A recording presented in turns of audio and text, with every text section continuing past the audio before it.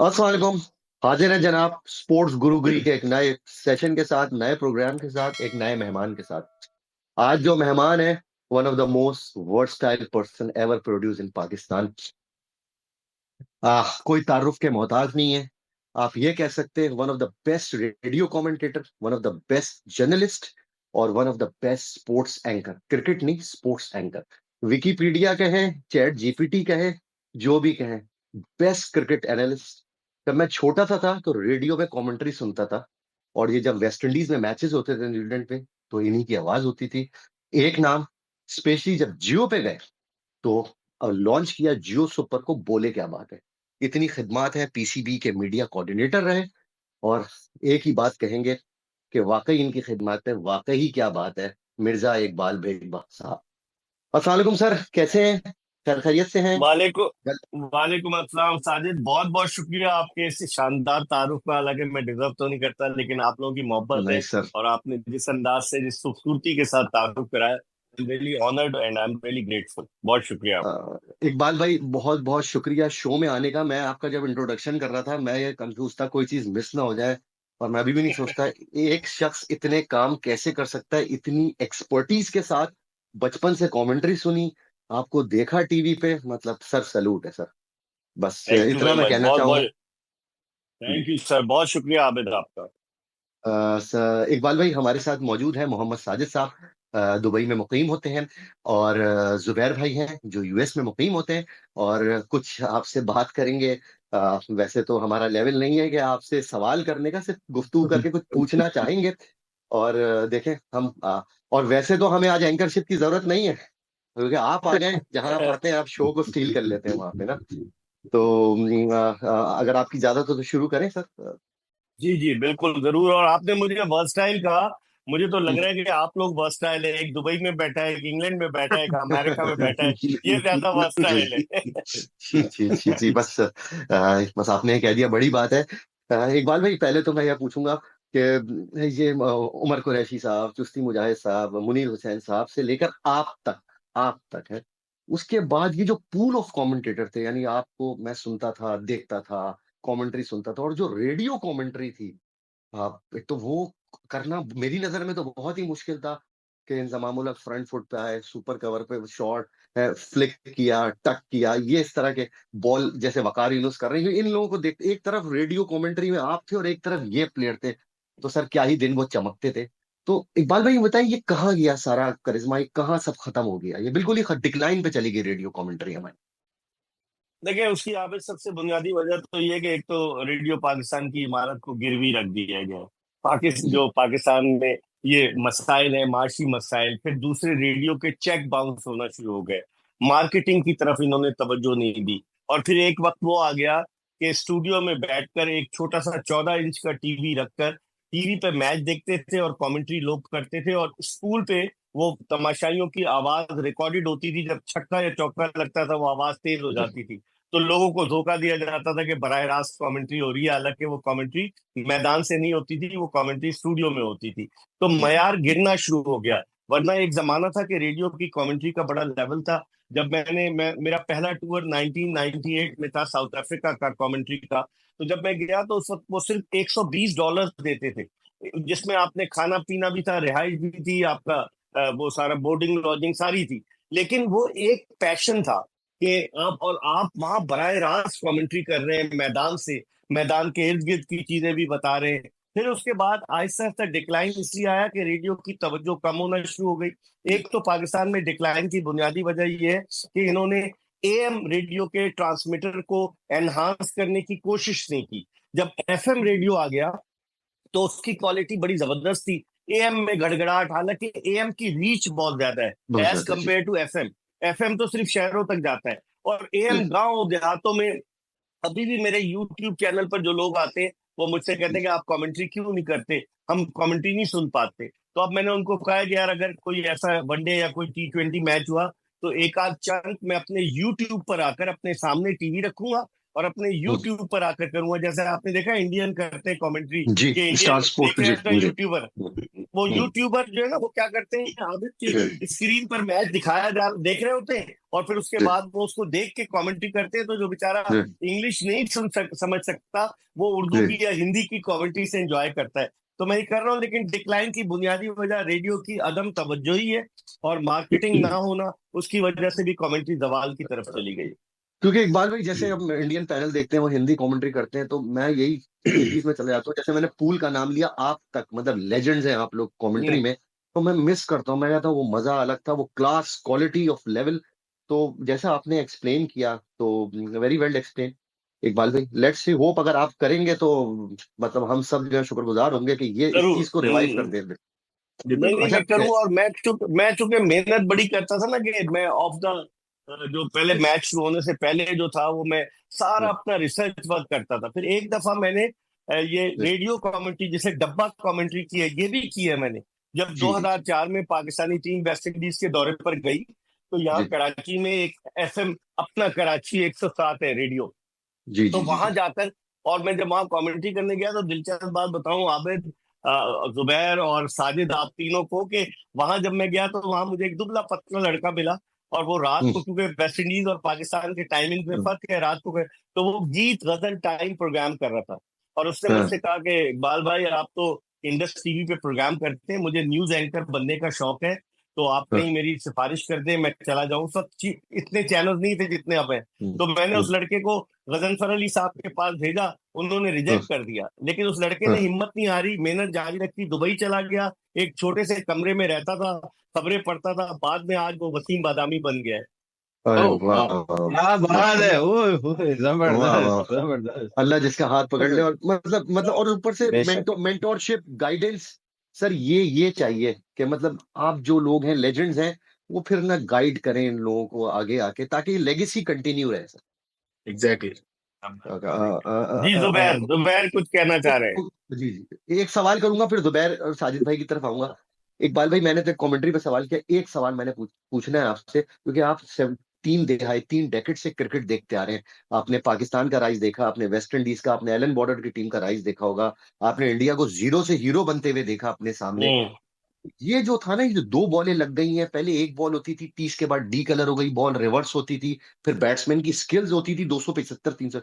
ये जो dominant game बना दिया है, ये आपको बैलेंस नजर आता है? ये बैलेंस तो नहीं है ना, बॉलर जो है वो सिर्फ ड्यूटी निभा के जा रहा है और बैट्समैन उसको पीटे जा रहा है। ये जो रूल्स चेंज, बॉल चेंज, इस पे आप क्या कहना चाहेंगे? क्योंकि मेरी नजर में स्किल लेवल लो हो गया इस पे। इसकी बुनियादी वजह आप, कमर्शियलिज्म बहुत ज्यादा हो गया है, लोग छक्के चौके देखना चाहते हैं। अगर एक ही गेंद से दोनों एंड से गेंद होगी, तो वो रिवर्स स्विंग भी होगा, मुश्किल होगी।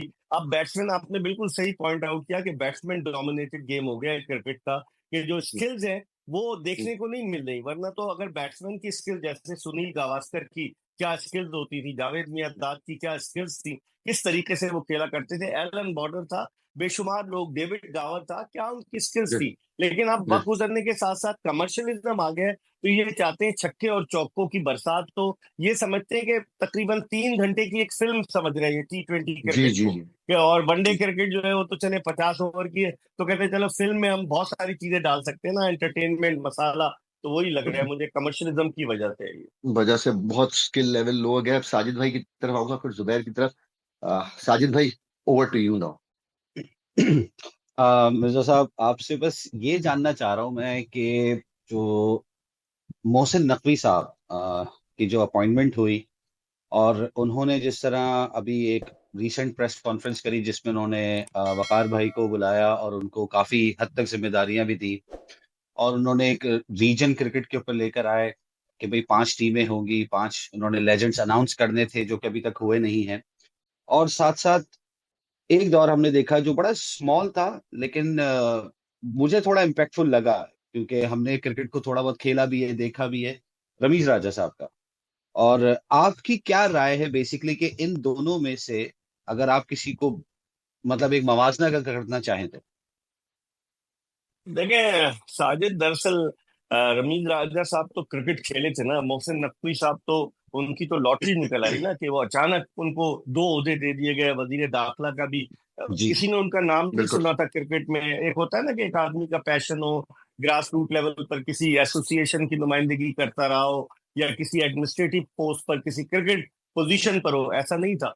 मोहसिन नकवी साहब डायरेक्ट आए, और चूंकि वो जिसे पिया मन चाहे वही सुहागन वाली बात है, क्योंकि उनकी जो उन पर जिनकी नजरें पड़ी उन्होंने ही उनको मुंतखब किया। और बड़े जी वो मजे से ये कहते हैं कि मैं तो दोनों ओहदे संभालूंगा। मैं तो, जब उनसे सवाल होता है, कहते हैं आप देखिएगा, वक्त बताएगा। तो अब चूंकि वो आ गए हैं, और मेरे ख्याल में अभी उनको बहुत कुछ करने की जरूरत है। और जो 6 फरवरी को वो आए थे, और उसके बाद जब उन्हें एहसास हुआ कि उन पर बड़ा प्रेशर पड़ रहा है, तो अब जाकर उन्होंने वकार यूनुस को जो है वो क्रिकेट के मामला सौंप दिए। आपने देखा होगा पीसीबी का प्रेस रिलीज, कि वकार यूनुस को उन्होंने कहा कि आप सारे क्रिकेट के मामला देखेंगे। इसका मतलब है आप क्रिकेटिंग एडमिनिस्ट्रेशन में फेल हो गए, जब भी आपने उनको ये जिम्मेदारियां सौंपी है ना वकार यूनुस को। और वकार यूनुस खुद जी माजी में as a bowling coach, as a cricket coach बहुत बड़ा डिजास्टर रहे। तो अब नई जी पोजीशन में वो क्या करते, हमारी तो नेक तमन्नाएं उनके साथ हैं, लेकिन मुझे लग नहीं रहा। और रमीज राजा और मोहसिन नकवी का कोई कंपैरिजन नहीं है। रमीज राजा पाकिस्तान के कप्तान रहे हैं, ग्रास रूट लेवल पर क्रिकेट खेले हैं, कमेंट्री की है इंटरनेशनली। हालांकि जब वो चेयरमैन पीसीबी के बन गए थे तो उनकी गर्दन में भी सरिया आ गया था, वो आसपास के लोगों को नहीं देखते थे, वो समझते थे कि ताहयात चेयरमैन बन गए। लेकिन फिर 22 सितंबर की एक स्याह रात अचानक शब खून मार दिया गया उनके चेयरमैनशिप पर, और फिर क्या हुआ कि नजम सेठी साहब आ गए। तो पाकिस्तान में ये अलमिया है कि हमारे यहाँ competent right man for the right job नहीं है, जिसकी वजह से हमें मुश्किलात होती हैं। तो आपको नहीं लगता इससे, ये अगर सिलसिला कंटिन्यू रहा, क्योंकि मैं पिछले, अगर आप 5-6 साल का दौर देखें, मुझे याद नहीं पड़ता कोई अच्छे खासे चेयरमैन ऐसे बदले गए कि वो म्यूजिकल चेयर का गेम चलता ही रहा है। बिल्कुल। तो आपको नहीं लगता इससे हमारी क्रिकेट और बाकी जो फ्रेटर्निटीज हैं, चाहे वो हॉकी, तो I don't know where is is, but anyway hockey हो गई, और दूसरे जो गेम्स हैं हमारे, चाहे वो इंडिविजुअल्स हो या फिर टीम गेम्स हो, उसकी उसके ऊपर हमेशा इफेक्ट पड़ता रहेगा? बिल्कुल, अगर आप 1999 से देखें साजिद, तो आप अंदाजा लगाएं कि 25 बरस में हमारे कितने चेयरमैन आए। अब मैं आपको गिनवा देता हूँ, मुझे तो जबानी फिंगर टिप पर याद है जी कि पहले जी जी। 99 में खालिद महमूद थे, वर्ल्ड कप का फाइनल हार गए, उनको हटाकर सेनेटर सैफुर रहमान के भाई मुजीबुर रहमान को बना दिया गया। फिर उसके जी। बाद जब गवर्नमेंट चेंज हुई, टॉपल हुई 12 अक्टूबर उन्नीस सौ ओके। निन्यानवे को नवाज शरीफ की, तो फिर मुजीबुर रहमान साहब की जगह कुछ अरसे के लिए डॉक्टर जफर अल्ताफ मरहूम आ गए, जो क्रिकेट टीम के साथ टूर भी कर चुके थे, मैनेजर रहे थे, एडमिनिस्ट्रेशन को उन्हें बड़ा तजुर्बा था। फिर क्या हुआ, मुशर्रफ साहब ने जनरल तौकीर जिया को, जो उस वक्त कोर कमांडर मंगला थे, उन्हें पीसीबी का चेयरमैन बना दिया। तौकीर जिया गए तो शहरियार खान साहब पीसीबी के चेयरमैन बन गए। फिर 2006 में शहरियार खान साहब के खिलाफ साजिश की डॉक्टर नसीम अशरफ ने, जब आपको याद होगा अगस्त 2006 में ओवर टेस्ट हमने 4 फीट कर ओवर दिया था टेस्ट। अगेंस्ट इंग्लैंड, जी जी जब इंतमाम कप्तान थे। तो जब साजिश हुई तो डॉक्टर नसीम अशरफ चेयरमैन बन गए। फिर जब जी मुशर्रफ साहब का दौर खत्म हुआ, 2008 में मुशर्रफ साहब चले गए, तो फिर एजाज भट्ट साहब आ गए। एजाज भट्ट साहब चले गए तो फिर जका अशरफ साहब आ गए, क्योंकि पीपल्स पार्टी का दौर था। फिर नजम सेठी साहब आ गए, फिर रमीज राजा आ गए, एहसान मानी आ गए, फिर उसके अलावा आप मोहसिन नकवी आ गए। तो इतने सारे चेयरमैन आप बदल चुके हैं, तो क्या हाल होगा पाकिस्तान क्रिकेट। तो ये हम कभी भी इसको बेहतरी की तरफ देख नहीं सकते? मुश्किल है, टेन्योर सेट होना चाहिए और सियासी बुनियादों पे तकर्रुर नहीं होना चाहिए। पीसीबी के चेयरमैन की पोस्ट एक ऐसी सोने की चिड़िया है कि आपको पता है, अगर पीसीबी का चेयरमैन बैरून मुल्क दौरे पे जाता है तो $750 डेली अलाउंस मिलता है उसे। उसे 5 स्टार वाह। 7 स्टार होटल में अकोमोडेशन मिलती है, शोफर ड्रिवन गाड़ी मिलती है, उसे इतनी फैसिलिटीज मिलती है। तो कौन है जो नहीं बनना चाहेगा पीसीबी का चेयरमैन। मैं तो कहता हूँ कि साजिद, आबिद और जुबैर में से भी किसी को बना दे। चले हम जुबैर की तरफ पढ़ते हैं। इकबाल भाई, सबसे पहले तो मैं आपको बता दूं, आपने माशाल्लाह सारे चेयरमैन के नाम याद रखे हुए। आपने ये भी याद रखा है कि किसके बाद कौन आया, किससे पहले कौन था, किस वजह से गया।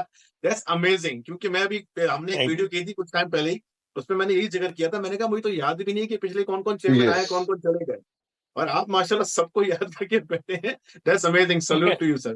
बहरहाल, मैं थैंक अभी यू जरा वेरी क्रिकेट से जरा हटता हूँ मैं, और जरा दूसरे स्पोर्ट्स में आता हूँ, क्योंकि आपकी एक्सपर्टीज जो है इज बियॉन्ड क्रिकेट माशाल्लाह। तो क्रिकेट की बात तो हो गई। सर, अभी दूसरी स्पोर्ट्स को हम देख लेते हैं। बहुत सारे अभी एथलीट्स ऐसे हैं पाकिस्तान में और जो इतना स्ट्रगल कर रहे हैं, चाहे वो गाँव देहातों में हो, चाहे वो शहरों में हो, कहीं भी हो, उनके पास फैसिलिटीज़ नहीं है, हमारे पास इंफ्रास्ट्रक्चर नहीं बना हुआ सही, जहाँ पे कोई एथलीट जो है अपनी ट्रेनिंग कर सकें, प्रैक्टिस कर सकें, अपने गेम को इम्प्रूव कर सकें, बेचारों के पास पैसे नहीं है। उसमें से हमारे पास एक नाम उ उभरता है अरशद नदीम। वो भाई साहब अपनी मेहनत करते हैं और मेहनत करते रहते हैं, वो बेचारे यहाँ-वहाँ वो एक तरीके से ये वर्ड बोलना नहीं चाहिए लेकिन लगा ऐसे ही कि भीख माँग रहे हैं, एक जेवलिन उनको एक कुछ जेवलिन चाहिए थी थ्रो करने के लिए, उसके लिए भी उनको जो है वो भीख माँगनी पड़ी डिफरेंट फोरम पे जाकर। तो उसके बाद भी वो जाते हैं अपनी मेहनत से, ओलंपिक्स में जाते हैं, पेरिस ओलंपिक्स में बड़ी मुश्किल से उनको स्पॉन्सरशिप मिलती है, बड़ी मुश्किल से उनको गवर्नमेंट की तरफ से फ्लाइट बुक कराई जाती है, वो वहाँ पहुँचते हैं और माशाल्लाह गोल्ड जीत के आते हैं। पूरे पाकिस्तान में से इतनी बड़ी अवाम और इतनी बड़ी तादाद, उसमें से सिर्फ़ और सिर्फ़ 7 एथलीट जाते हैं पेरिस ओलंपिक्स खेलने के लिए और उनमें से एक बंदा जो है गोल्ड जीत के आ जाता है। तो सबसे पहले तो अरशद नदीम साहब को वी सैल्यूट हिम कि उन्होंने बिल्कुल। इतनी मेहनत करी और बिल्कुल ही अपना जो है ना जज़्बा छोड़ा नहीं, डेडिकेशन के साथ काम किया और पाकिस्तान के लिए गोल्ड जीत के आए। पाकिस्तान का नाम उन्होंने बुलंद किया। तो आपका क्या ख़्याल है कि इन राशिद नदीम के इस फ़ीट के बाद जो उन्होंने माशाल्लाह से गोल्ड जीता है, इसके बाद कोई फ़र्क आएगा कि पाकिस्तान में जो अभी एथलीट्स हैं, जो उनके नीचे अभी बहुत सारे भी बच्चे हैं, बहुत सारे जवान हैं जो काम कर रहे हैं, तो उनके लिए अभी और हेल्प आएगी गवर्नमेंट की तरफ से और डिफरेंट डिफरेंट इदारों की तरफ से या नहीं आएगी या वैसे ही चलता रहेगा जैसे चलता आ रहा है हमेशा? देखिए जुबैर, अरशद नदीम का गोल्ड मेडल जीतना ये पाकिस्तान हुकूमत की और पाकिस्तान के अरबाब इख्तियार की आंखें खोल देने के मुतरादिफ है, क्योंकि सब सोए हुए थे। और वो कहते हैं ना कि जीत के बहुत सारे बाप होते हैं और शिकस्त जो है यतीम होती है। जब से अरशद नदीम जीते क्या हैं, हर बात। आदमी ने क्रेडिट लेना शुरू कर दिया कि जी हमने सही, उनको सही। सपोर्ट किया। हालांकि जब वो, आज मैंने एक तस्वीर देखी, जब वो ओलंपिक्स में शिरकत के लिए जा रहा था लाहौर एयरपोर्ट पर, तो सिर्फ वो और उसके कोच सलमान बट थे, कोई उन्हें छोड़ने नहीं आया था, वो अकेले अंदर एंटर हो रहे थे। और आज जब वो पहुंचे हैं पाकिस्तान वापस, तो लोगों की एक बड़ा जम्मे गफीर, और मजे की बात है सियासतदानों ने इसको भी नहीं छोड़ा। जिस डबल डेकर बस पर उनको बिठाया गया, उसमें भी मरियम नवाज साहबा की तस्वीर लगी हुई थी और लगा होता कि अनबिलीव अरशद नदीम मुबारक हो। आप अंदाजा अनबिलीव लगाएं कि लोग कैसे क्रेडिट लेते हैं। राना सनाउल्लाह साहब को बैनुल सूबाई राब्ते का वफाकी वजीर बना दिया मुशीर, क्योंकि वो इलेक्शन हार गए थे। अब पाकिस्तान में जब से 18वीं तरमीम खत्म हुई है, तो खेलों की वजारत भी खत्म हो गई। 18वीं तरमीम आई है तो खेलों की वजारत भी खत्म हो गई। अब सूबों को वजारतें खेल दे दी गई, तो सूबे इतनी तवज्जो नहीं दे रहे, माल आता है खा जाते हैं। तो मैं, और अब आप सबसे बड़ा अलमिया देखें कि पाकिस्तान स्पोर्ट बोर्ड का डायरेक्टर जनरल कौन शख्स है? अताउल हक कासमी के साहबजादे यासिर पीरजादा। अताउल हक कासमी जो है नून लीग के बड़े करीब है, माजी में नॉर्वे में पाकिस्तान के सफीर रहे, पाकिस्तान हुँ। टेलीविजन कॉरपोरेशन के एमडी रहे। तो उनका बेटा, मानता हूँ उसकी एडमिनिस्ट्रेटिव स्किल्स होंगी यार, नथिंग अगेंस्ट हिम, लेकिन उसका स्पोर्ट्स से क्या ताल्लुक? तो आप ऐसे, और पिछली दफा पाकिस्तान क्रिकेट बोर्ड ने 398 मिलियन रुपीस वापस किए गवर्नमेंट को कि खर्च नहीं हुए।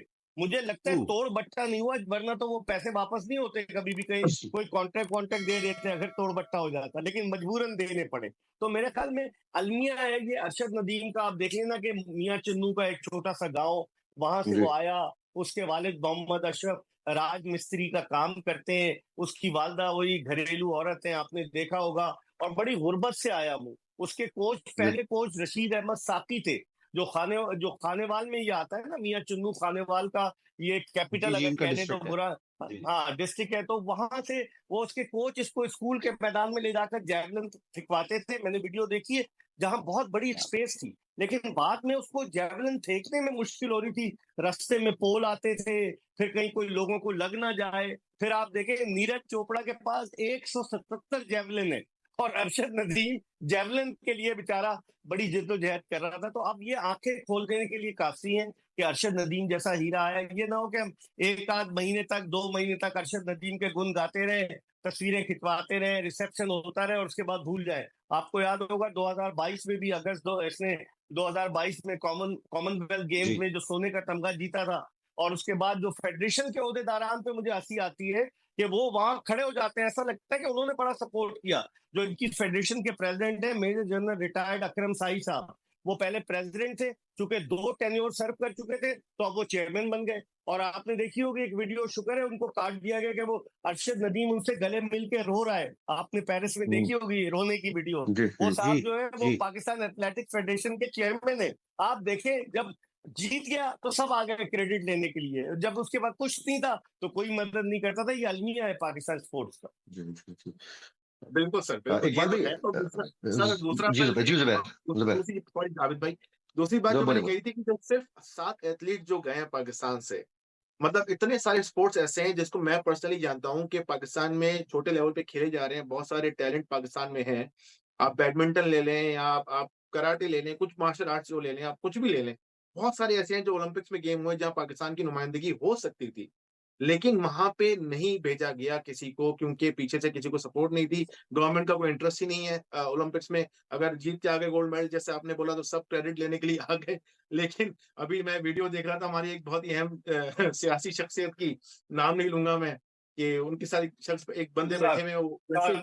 हाँ रिकॉर्डेड हाँ वीडियो आई सर, तो हाँ, रिकॉर्डेड रिकॉर्डेड। वीडियो लगा के वो देख रहे हैं हाथ और हिला रहे कह हैं, रहे यूं हैं करके हाथ हिला रहे हैं और जी कह जी। रहे हैं सर ये आपका विजन है। सर, वो कह रहे हैं सर सर ये आपका आपका विजय विजन है। है। तो उसी की मैं बात कर रहा था। ये- तो इससे कहते सर हैं इतना शाह से ज्यादा शाह के वफादार लोग, और शाह एग्जैक्टली के सर, मैं वफादार। अभी मैं अपने इंडियन दोस्तों के साथ ही, मैं जरा उनकी एक बर्थडे पार्टी थी वो अटेंड करने गया था, तो वहां पे वो इंडियंस बैठ के मजाक उड़ा रहे हैं। तो ये तो मतलब मैं बड़ा एम्बेरस होता हूँ इन चीजों को लेकर। बहरहाल वो तो एक सेपरेट टॉपिक है। तो बात घूम फिर के वहीं पाई जाती है कि हमारे जो एथलीट्स हैं उनको क्यों नहीं भेजा जा रहा है, 7 सिर्फ एथलीट क्यों जा रहे हैं पाकिस्तान से, ज्यादा क्यों नहीं जा रहे देखिए उसमें उसकी बुनियादी वजह जुबैर ये है कि हमारा अरशद नदीम ने क्वालिफाई कर लिया था और हमारे शूटर्स ने क्वालिफाई कर लिया। बाकी उन्होंने वाइल्ड कार्ड एंट्री दी, स्विमिंग की वाइल्ड कार्ड एंट्री थी आपकी, और आपके एथलीट्स की वाइल्ड वाइल्ड कार्ड एंट्री थी। तो वाइल्ड कार्ड एंट्री में वो डिस्क्रिप्शन होता है वहां की ओलंपिक एसोसिएशन का, कि जो उनके टॉप के एथलीट्स हैं वो उनको भेजते हैं। अब ये अलग बात है कि हमारे बेचारे कंपीट नहीं कर पाए, सबसे आखिर में आए। एक ने तो कह दिया कि स्विमर निकला ही नहीं बाहर, कहीं डूब तो नहीं गया, ये भी हो रहा था। तो आपको पता है ना कि इस तरह की चीजें हो रही थी। लेकिन इनको इंफ्रास्ट्रक्चर पे तवज्जो देनी चाहिए, इनको पैसा बिल्कुल स्पोर्ट पर खर्च करना चाहिए, क्योंकि अरशद नदीम के जीतने से आप देखें पूरी दुनिया में तकरीबन 200 के करीब, 201 ममालिक, हर आदमी जो जो हिस्सा ले रहे थे ओलंपिक्स में, हर मुल्क में पाकिस्तान का नाम गया कि पाकिस्तानी एथलीट। तो ये बेशक। तो मुल्क की, इन्होंने अरशद नदीम हैं? की वजह से मुल्क की जो है वो हुई ना एक इज्जत अफजाई। तो ये सोचना चाहिए अरबाब इख्तियार को। बिल्कुल। इकबाल भाई चले, जिसका इंफ्रास्ट्रक्चर नहीं है उसका इंफ्रास्ट्रक्चर इंशाल्लाह डेवलप हो, मगर जिस चीज का इंफ्रास्ट्रक्चर है ना वो तो पस्ती की तरफ जा रहा है। पहले तो मैं आपसे ये पूछना चाहूंगा सर, वो आपकी बुक कब आएगी जो मैंने बार बार आपको रिसर्च करके सुना है, कंट्रोवर्सी इन पाकिस्तान क्रिकेट, जो आप लिख रहे हैं। सर मैं खरीदूंगा पहली कॉपी आपसे, तो मुझे वो आपको मैं पढ़नी है। साइन करके आपको साइन करके कॉम्प्लीमेंट्री भेजूंगा, आप फिक्र न करें जज़ाकल्लाह इंशाल्लाह। सर, कब और आएगी सर वो बुक, मुझे पढ़नी जज़ाकल्लाह। है वो बुक। देखिए, I think it will take some time, क्योंकि मैं तस्वीरें इंशाल्लाह। जमा कर रहा हूँ, क्योंकि खाली लिखने से काम नहीं चलेगा, कुछ तस्वीर भी उसके लिए हों। बिल्कुल। जैसे 1948 से पाकिस्तान क्रिकेट में सियासत शुरू हो गई थी, जब जी अब्दुल जी। हफीज सरदार के हक में मुजाहरा हो गया था बाग जिना लाहौर के बाहर, और मियां मोहम्मद सईद जो जावर सईद के वालिद थे वो पाकिस्तान के पहले नॉन टेस्ट प्लेइंग कप्तान थे। लेकिन जी जी। कारदार साहब की हिमायत में लोगों ने मुजाहरा किया कि वो इंडिया गैर मुनकसिम हिंदुस्तान को रिप्रेजेंट करके आए, तो उनको कप्तान बनाया। तो कंट्रोवर्सी तो वहीं से शुरू हुई, और बहुत सारी चीजें इंशाल्लाह आप दुआ करें जल्द मैं उसे इंशाल्लाह कंप्लीट इंशाल्लाह करूंगा, इंशाल्लाह, तो डेफिनेटली क्योंकि एक तो टॉपिक है, सब्जेक्ट ऐसा, और फिर आपने लिखी है, तो सर ब्लॉकबस्टर होगी इंशाल्लाह। 100% थैंक यू इंशाल्लाह इंशाल्लाह। इंशाल्लाह। मैं साजिद भाई की तरफ बढ़ूंगा। एक मुझे सर आपसे ये पूछना है, इतनी क्रिकेट देखी, इतना कवर किया, मतलब कौन बन सकता है इस मुल्क में ऐसा लीडर, कोई पॉइंटिंग MS धोनी की तरह जो अपने वक्त से आगे हो, कोई मार्क टेलर की तरह जो अपने वक्त से आगे हो। सर मुझे नहीं लगता इन लोगों में वो सेंस है जो पहले, आज से 10 15 20 साल इमरान खान साहब के जमाने में जिन क्रिकेटर्स में वो अवेयरनेस थी, गेम की नॉलेज थी। कौन इस वक्त बन सकता है ऐसा लीडर पाकिस्तान में?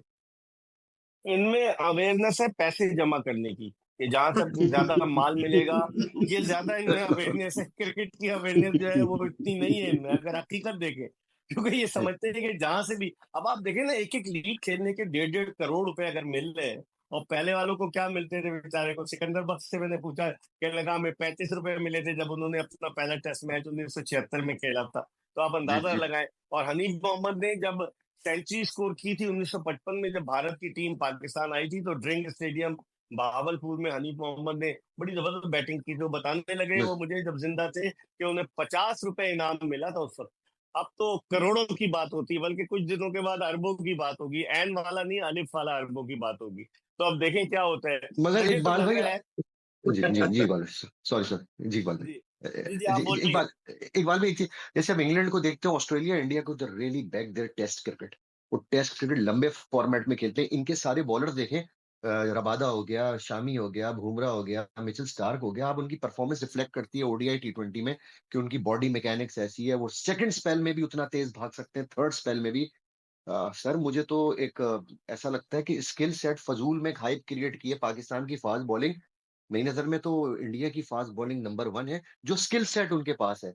ना फास्ट बॉलिंग रही ना कुछ रहा, सर स्किल सेट इतना लो होता चला जा रहा है कि मुझे तो लगा इस वर्ल्ड कप में मायूसी कि स्किल सेट ही नहीं था पाकिस्तान के पास, किसी चीज में नहीं था, ना बैटिंग में ना बॉलिंग में। उसकी उसकी बेसिक रीजन ये है ना कि हम T20 से प्लेयर सेलेक्ट कर लेते हैं।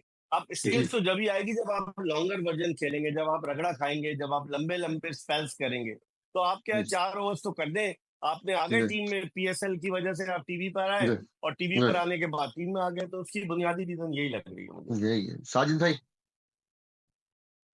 मैं कंटिन्यू करूंगा मिर्जा साहब आपकी बात को कि अगर हर चीज कमर्शलाइज होती जा रही है तो आपको नहीं लगता कि इससे जो नॉर्मल हम जैसे लोग हैं जो अपने बच्चों को आगे एज एन एथलीट या एज अ स्पोर्ट्स पर्सन या एज अ क्रिकेटर देखना भी चाहते हैं, तो हम तो हमारे सेंटिमेंट्स हमारे इमोशंस काफी हद तक हर्ट हो जाएंगे ये सोच के कि यार अगर हमारे बच्चों को चांस तो मिलेगा नहीं, और अगर मिल भी गया तो या तो ये भी लाइन से हट जाएंगे और ये पाकिस्तान के लिए नहीं, ये पैसे के लिए खेलेंगे। तो आपको नहीं लगता कि ये वो सही होने की जरूरत है? बिल्कुल आपकी बात बजा है कि फिर लोगों का जो है ना दिल टूट जाएगा, दिल बर्दाश्त हो जाएगा, लोग कौन इस तरफ आएगा। अब अरशद नदी में उसने एक शमा रोशन की है, रोशनी की एक किरण साबित हुआ है। लेकिन जब तक सपोर्ट नहीं होगा साजिद, उस वक्त तक आप कुछ भी नहीं कर सकते। मैं आपको बता रहा हूँ, बगैर गवर्नमेंट सपोर्ट के इंडिया में आप देखें, उनकी कौन है एसोसिएशन ओलंपिक की, पीटी उषा, जो उनकी जी, मायानाद एथलीट थी, वो हेल्थ ऑफ जी, अफेयर्स पर है, वो समझती है खेलों को। हमारे यहाँ जो है, किसी सियासतदान के करीब अगर किसी के अब्बा है तो वो बन गया स्पोर्ट बोर्ड का डीजी। तो ये हैरत की बात है ना, जब तक समझने वाले लोग नहीं आएंगे, जब तक गवर्नमेंट का सपोर्ट नहीं होगा, पैसा गवर्नमेंट नहीं देगी, पैसा खा जाते हैं। अब आपको मैंने 398 मिलियन का बताया कि वापस हो गया।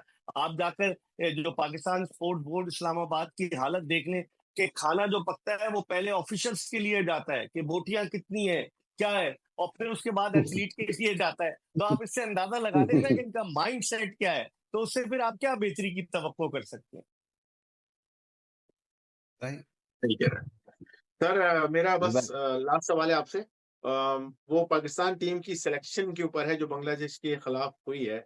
उसमें पूरी सीरीज में उन्होंने सिर्फ एक स्पिनर लिया है, अबरार अहमद। तो उसके बारे में आपका क्या ख्याल है? वो सही डिसीजन है? मेरी नजर में तो सर थोड़ा सा ब्लंडर मारा है वहां पे, क्योंकि टेस्ट सीरीज हो रही है पाकिस्तान में, भले ही flat decks on, I think इनकी भी कोशिश ये है कि जरा पेसर फ्रेंडली विकेट्स बनाए।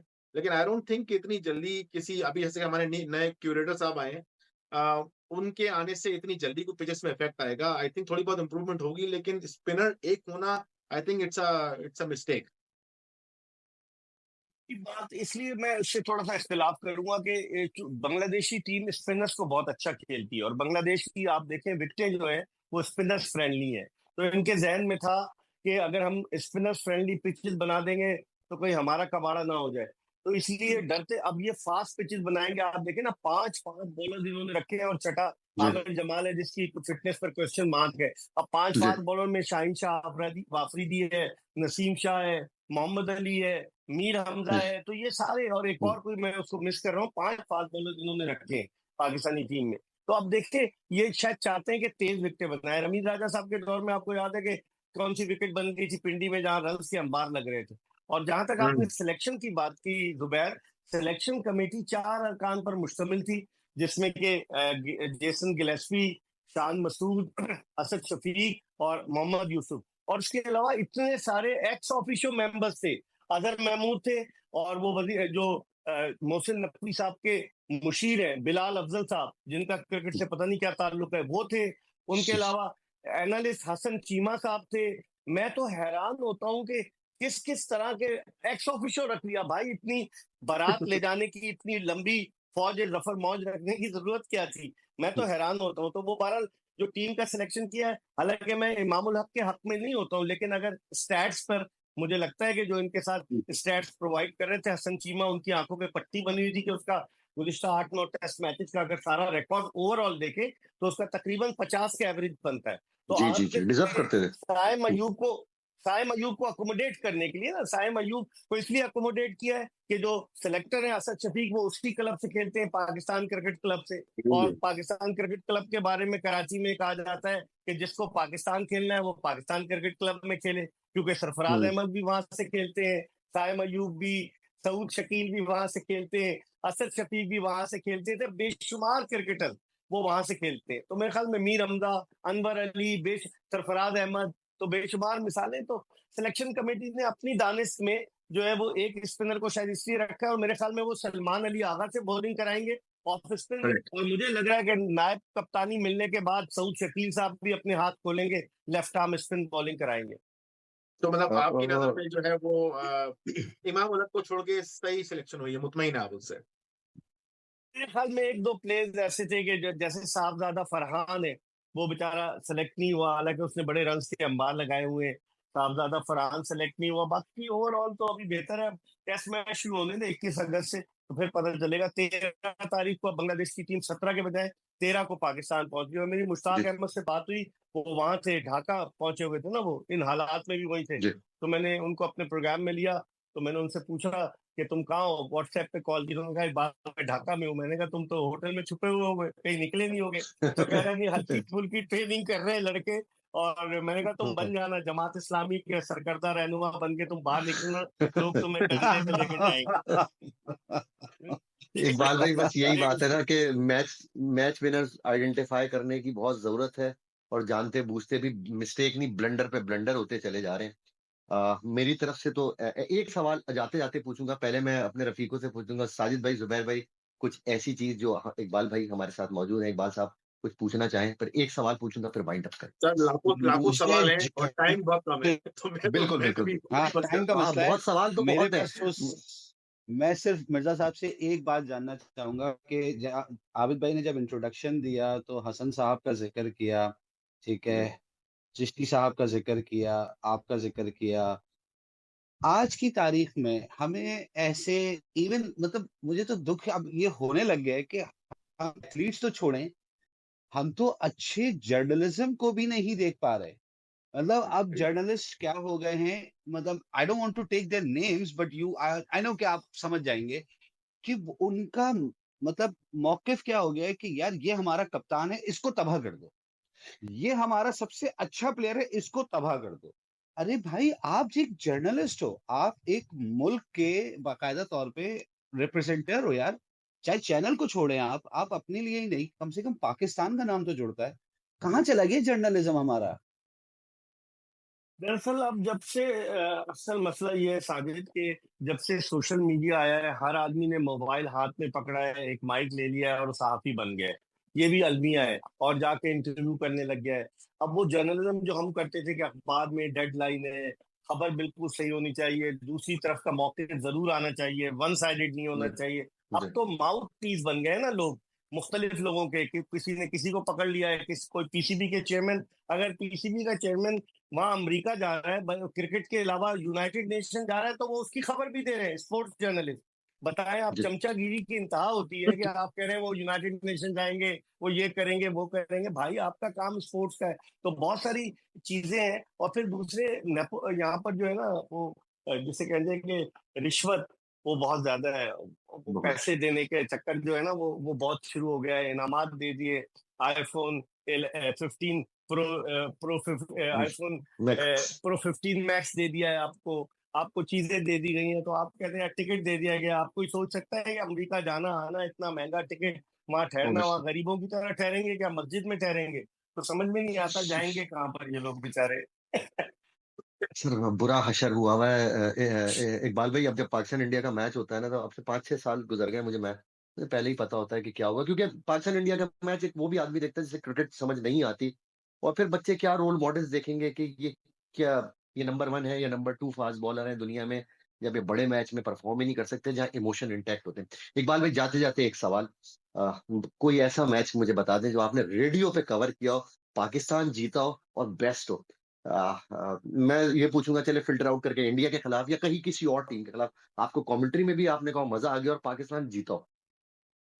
बहुत सारे मैचेस हैं, लेकिन मुझे वो याद है 1998 में जब ऑस्ट्रेलिया की टीम पाकिस्तान आई थी और नेशनल स्टेडियम कराची में टेस्ट मैच था पाकिस्तान और ऑस्ट्रेलिया का। और उस वक्त पाकिस्तान का वो इयन हीली ने स्टंप मिस कर दिया था, आपको याद शेन वॉर्न होगा। की बॉल पे मुश्ताक अहमद इनजी भाई का। बैटिंग, हाँ हाँ, वो बैटिंग कर रहे थे और पाकिस्तान बड़ी मुश्किल से जीता था। हालांकि डिकी बर्ड उसमें अंपायरिंग कर रहे थे उस जी मैच जी में, और जी बिल्कुल नेक टू नेक चल रहा था। जी और जी पाकिस्तान जीता ना, वो मैं उस वक्त कमेंट्री कर रहा था, तो मैं उस लम्हे को नहीं भूल सकता। और फिर उस लम्हे को नहीं भूल सकता जब फरवरी 2000 में यूनुस खान बैटिंग के लिए मैदान में जा रहे थे अपना पहला T20 खेलने के लिए। तो मैं पीटीवी पे कमेंट्री कर रहा था, और अभी कुछ दिन पहले यूनुस मुझे मिले एक जगह एक फंक्शन में, तो तकरीर करते उन्होंने कहा जब मैं जब बैटिंग करने जा रहा था तो इकबाल भाई कमेंट्री कर रहे थे। तो वो यूनुस ने क्लिप भी रखा हुआ है मेरा। तो ये बहुत सारी अरे चीजें वाह। हैं, लेकिन ये दो मुझे बड़े याद है। इकबाल भाई, वो बस एक बात कहते चलूंगा, जो कराची टेस्ट की बात हुई ना, मेरे ख्याल से हमारे जो इस वक्त current crop of fast bowler है, कुछ मत करें, सिर्फ उस क्लिप को निकालें, उस सेशन को निकालें जो वसीम भाई वकार भाई ने, हल्की सी ब्रीज चल रही थी कराची में, जो लंच टी के बाद बॉलिंग की थी। Sir, reverse swing at its ultimate best. बहुत बहुत शुक्रिया इकबाल भाई, शर्फ है थैंक यू। आप हमारे प्रोग्राम में आए। साजिद भाई, जुबैर भाई, प्लीज इकबाल भाई के लिए कुछ पास अगर आप कहना चाहें। नहीं, हम आपकी एक तो किताब का इंतजार कर रहे हैं, और बिल्कुल इंशाल्लाह। बहुत बहुत शुक्रिया। अल्लाह ताला आपको सेहत दे, तंदुरुस्ती दे, आमीन। आपका साया हम जैसे बच्चों पर और तमाम स्पोर्ट्स एथलीट्स के ऊपर हमेशा रहे, क्योंकि हमें बहुत ज़रूरत है। हम आहिस्ता आहिस्ता जो है वो स्पोर्ट्स से बहुत दूर जा रहे हैं। अल्लाह ताला आप लोगों के फजलो करम से हमें वापस उस प्लेटफॉर्म पे लेकर आए। और मेरी आमीन। बहुत दिल से दुआ है कि अल्लाह ताला आपको हमेशा खुश खुर्रम रखे। और आपका ह्यूमर जो है वो सुना था मैंने आज तक, आज अपनी आंखों से देख भी लिया और कानों से सुन भी लिया है। नहीं, जी आपका सर, शुक्रिया, बहुत बहुत आपके शुक्रिया। कॉम्प्लीमेंट्स है। और इसमें आप जुबैर का शुक्रिया अदा करें, जो आपका कोऑर्डिनेटर है, जिसने मुझे पकड़ा, बार बार मैसेज किए, इसका तो खुद ही शुक्रिया सर अदा करें। जी जी जी। जुबैर का काम ही यही है। अच्छा, आप इसको मार्केट जुबैर में का छोड़ काम देते है हैं, पकड़ पकड़ एनालिस्ट के ला। का। और सर नहीं बिल्कुल नहीं, सर, आप इसको माशाल्लाह मार्केट जुबैर में भाई के छोड़ देते पीआर हैं कि कांटेक्ट अच्छे हैं। नहीं, आप इसको मार्केट में छोड़ देते हैं कि पकड़ के लाओ, मुर्गा घेर के लाओ दड़बे की तरफ है। अरे इकबाल भाई, इकबाल भाई, ये जुबैर साहब जो है ना, जुबैर भाई हमारी गॉड गिफ्टेड है। ये पीआर माशाल्लाह। बनाने में ये गॉड गिफ्टेड है। मैं बोल रहा हूँ, ये हमारा एनालिस्ट भी है, ये हमारा एडिटर भी है, ये हमारा मीडिया कोऑर्डिनेटर भी है, यही हमारा पीआर और यही हमारा इन्फ्लुएंशियल पर्सन है। तो आप समझते हैं कि ऑल इन जैक वन जो हमारे पास जो है ना वो जुबैर खान जैक है। Jack jack jack of all of all, trades. Master of none, master of none नहीं नहीं है। सर, नहीं नहीं सर, ये सारा सारा टीम अल्हम्दुलिल्लाह अल्हम्दुलिल्लाह। मिलकर करते हैं। लेकिन इकबाल भाई बहुत बहुत शुक्रिया सर, आपको मैंने बहुत तंग भी किया, माजरत उसके लिए। और मुझे मालूम है आप नहीं, कितनी इट्स मुश्किल से अ आए हैं, और बड़ी मुश्किल से नहीं आपने अपना टाइम निकाल के आए हैं, तो नहीं, बहुत बहुत शुक्रिया सर आपके लिए। पता है आपके आने से पहले उवैस मंगल वाला मेरे दोस्त है यहाँ कराची में, प्रोग्राम प्रोड्यूसर थे मेरे, उनका फोन आ गया। उन्होंने शर्जील मेमन ने एक चैनल खरीदा है 365, पहले टेलॉन न्यूज था, अब उसका नाम हो गया 365। तो जब तक हुकूमत है वो मैंने कहा ये 363 पे तो नहीं बंद हो जाएगा डेज पे, तो उसने कहा नहीं नहीं, ये चलता रहेगा। इकबाल भाई, तो जाते जाते इस वादे के साथ, अगर कभी हम इल्तिजा करेंगे, रिक्वेस्ट करेंगे, तो अगर आप इंशाल्लाह, प्रोग्राम में नहीं आने नहीं, का शर्फ दें। मैं आऊँ, सर, गुफ्तगू जरूर नहीं की है, जरूर। सीखा है। एक एक जो आपने जो बोला है ना, सीखा है हमने बैठ के। तो दिल की मोहब्बत है, बहुत बस शुक्रिया। कुछ लिखा हुआ नहीं था मेरे पास, कुछ लिखा हुआ था, सिर्फ यही चल रहा था बस आपके तो सर, सामने। जब ही तो है मिर्जा इकबाल बेग नाम पड़ गया सर, ऐसे नहीं पड़ा सर। आपकी मोहब्बत, ये अल्लाह पाक का करम है, आप भाइयों की दुआएं, बस दुआ करते रहिएगा मेरे लिए। इंशाल्लाह, आमीन, इंशाल्लाह। थैंक यू इंशाल्लाह सर। इंशाल्लाह इंशाल्लाह। इंशाल्लाह। थैंक यू, जज़ाकल्लाह बहुत चले बहुत खैर। शुक्रिया। अस्सलाम वालेकुम। थैंक यू, चले जी, ये थे मिर्जा थैंक इकबाल बेग साहब हमारे प्रोग्राम में। मिलते हैं एक नए प्रोग्राम में एक नए मेहमान के साथ। लाइक करें, सब्सक्राइब करें और जुड़े रहिएगा। अल्लाह हाफिज।